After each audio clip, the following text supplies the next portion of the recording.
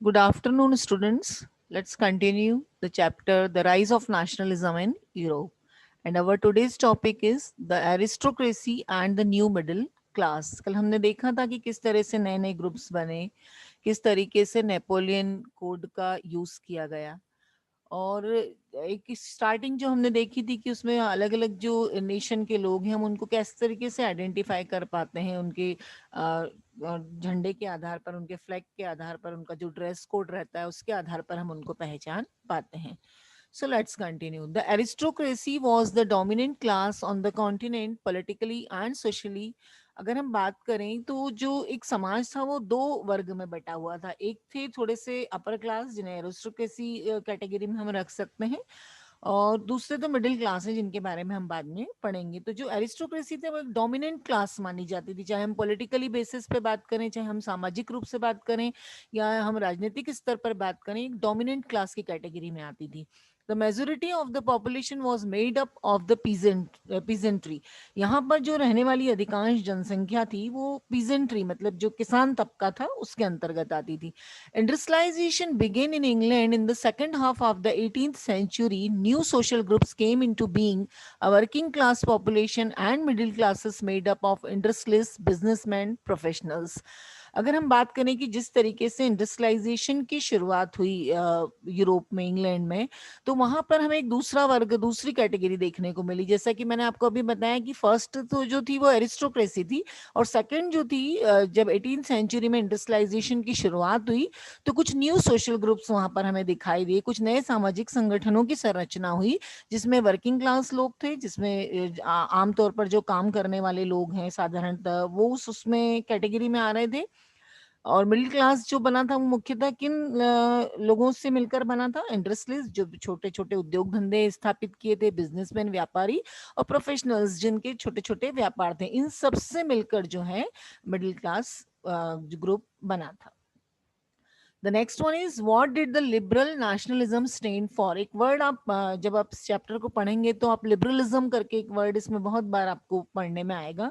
तो लिबरलिज्म का मतलब क्या होता है? अगर हम बात करें लिबरलिज्म की तो the term liberalism derives from the Latin root liber meaning free. Liberalism का अगर हम देखें कि ये शब्द कहाँ से आया है, तो ये शब्द सबसे पहले आया है, एक लैटिन भाषा का ये शब्द है जिसका मुख्यतः मतलब होता है लिबरल होना, लचीला होना किसी चीज का, या किसी चीज के लिए हमारी फ्री मानसिकता, जो सोच है हमारी वो बिल्कुल आजाद किस्म की होना।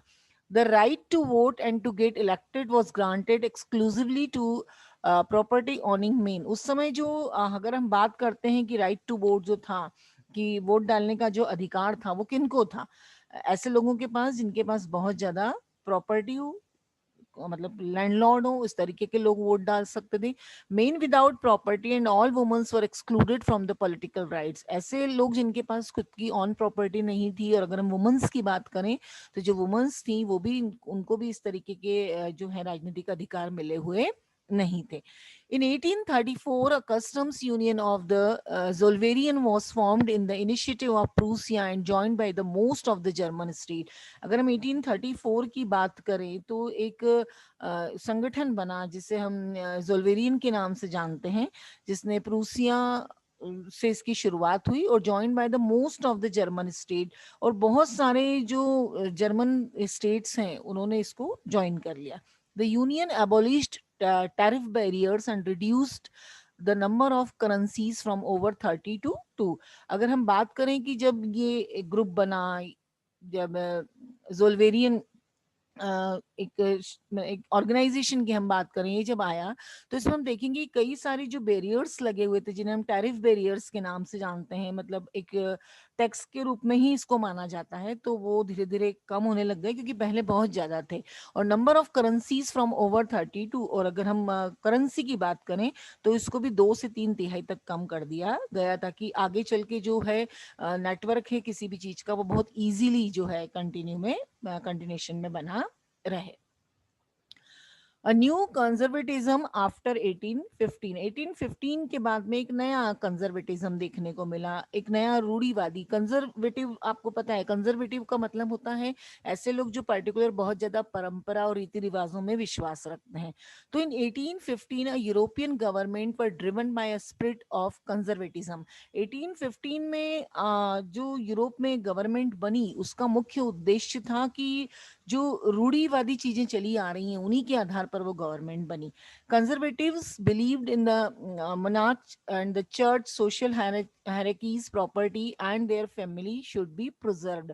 ये माना गया था कि जो आपके जो कंजर्वेटिव्स हैं उनका ये मानना था वो तानाशाही जो प्रथा है उसमें विश्वास रखते थे।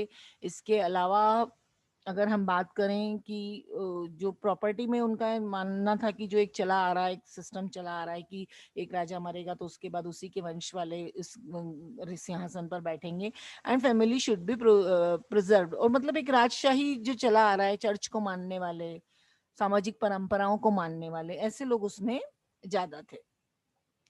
A modern army, an efficient bureaucracy, a dynamic economy, the abolition of the feudalism and the serfdom could be strengthen the autocratic monarchs of Europe. अगर हम बात करें कि एक मॉडर्न आर्मी जो है, फ्रांस की कई सारी सीमाओं पर एक नई अगर हम सेना की बात करें, एक एफिशिएंट ब्यूरोक्रेसी थी, एक उनका अपना संगठन था, अ डायनेमिक इकोनॉमी, एक शानदार आर्थिक रूप से वो बहुत मजबूत थे।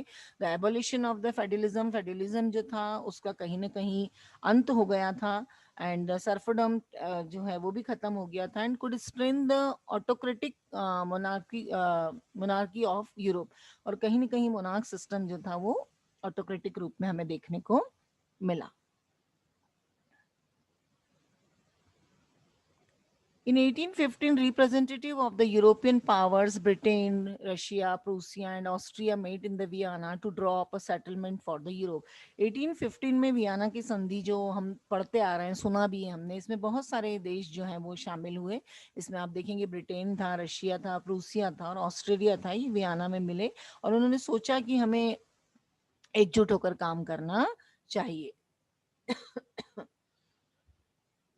The Bourbon dynasty was restored to power and France lost the territories it had annexed under the Napoleon। जो बॉर्बन डायनेस्टी थी उसने अपनी पावर को वापस से रिस्टोर किया। फ्रांस ने जितनी भी अपनी टेरिटरीज थी उनको खो दिया था नेपोलियन के अंतर्गत, जब नेपोलियन का शासनकाल था वहां पर। And the major issues taken up by the liberal nationalists who criticized the new conservative order was freedom to the press।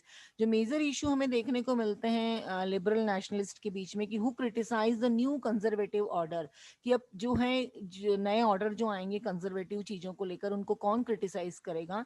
And was freedom of the press, और प्रेस को किस तरह की आजादी मिलनी चाहिए। तो here you can see the some of the related pictures which is also available in your book।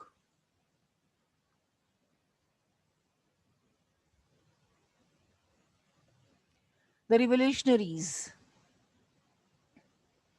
In 1815, secret societies were formed in many European states to train revolutionaries and spread their ideas।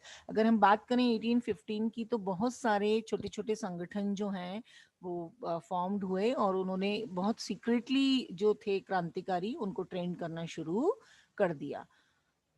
Revolutionary oppose the monarchal forms fight to liberty and freedom. जो revolutionaries थे वो तानाशाही शासन प्रणाली का विरोध करते थे और उनकी जो लड़ाई थी वो लिबरलिज्म के लिए थी और अपनी आज़ादी के लिए वो लड़ाई कर रहे थे। द इटालियन रिवोल्यूशनरी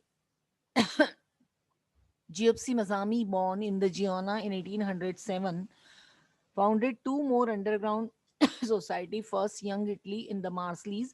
अगर हम बात करें यहाँ पर एक नए क्रांतिकारी का जन्म हुआ जिसका जिनोवा में पैदा हुआ वो 1807 में, और जिसका नाम था जियोप्सी मजामी। और ये अगर हम बात करें कि इसने बहुत ज़्यादा इनिशिएटिव वर्क किया है, अगर हम यूरोप की क्रांति को देखें, रिवोल्यूशंस के बारे में बात करें, इसने दो तरह के संगठन बनाए बहुत ही सीक्रेटली। फर्स्ट जो था उसका नाम था यंग इटली, इन मार्सलीज में था, और जो सेकंड इसने बनाया वो ही founded young Europe in the baron. इन्होंने जो सेकंड वाला बनाया वो बर्न में बनाया whose members were like-minded young men from Poland, France, Italy and the German state. और जो सेकंड ग्रुप बनाया इसमें जो इसने मेंबर्स लिए वो थे मुख्य रूप से पोलैंड के, फ्रांस के, इटली के और अन्य जर्मन स्टेट के. So it's all about today. Tomorrow we will continue with this one. Till then, thank you very much.